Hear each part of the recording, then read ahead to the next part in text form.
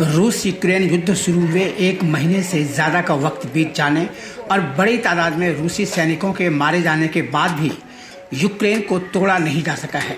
सब कुछ रूसी सेना की योजना के अनुकूल नहीं हो रहा है। ऐसे में रूस ने अपने यूक्रेन अभियान की कमान अब एक नए जनरल को सौंपने का फैसला किया है।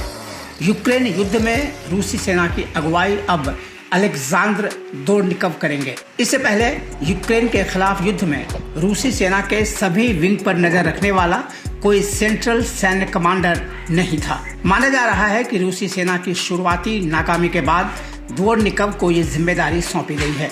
सितंबर 2015 में राष्ट्रपति व्लादिमीर पुतिन ने उन्हें सीरियाई राष्ट्रपति बशर अल असद की सरकार की मदद के लिए भेजा था। वे मध्य पूर्व में रूसी सैन्य अभियान के पहले कमांडर थे।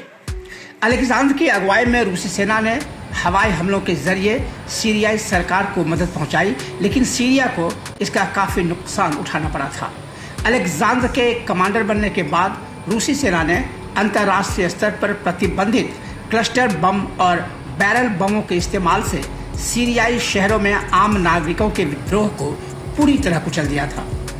अमेरिका के राष्ट्रीय सुरक्षा सलाहकार जैक सलिवन ने अमेरिकी नेटवर्क सीबीसी से कहा है कि रूस ने उस जनरल को नियुक्त किया है जिसे सीरिया का कसाई कहा जाता है। ये दर्शाता है कि रूस युद्ध को किस तरह से ले रहा है। सलिवन ने यह भी कहा कि रूस के इस कदम से जाहिर है कि वो अपने हितों के लिए किसी भी चीज को नष्ट कर सकता है। जैक सलिवन ने कहा, हमने बूचा और क्रमातोर्स की भयावह तस्वीरें देखी हैं। अलेक्जेंडर की नियुक्ति से ऐसे हमले और बढ़ेंगे। 2016 में राष्ट्रपति व्लादिमीर पुतिन ने सीरिया में रूस के अभियान को कामयाब बताते हुए अलेक्जेंडर दोर्निकेव को देश के सबसे बड़े सम्मान से सम्मानित किया था। इसके बाद सितंबर 2016 से अलेक्जेंडर दक्षिण सैन्य जिले के कमांडर के तौर पर तैनात रहे हैं।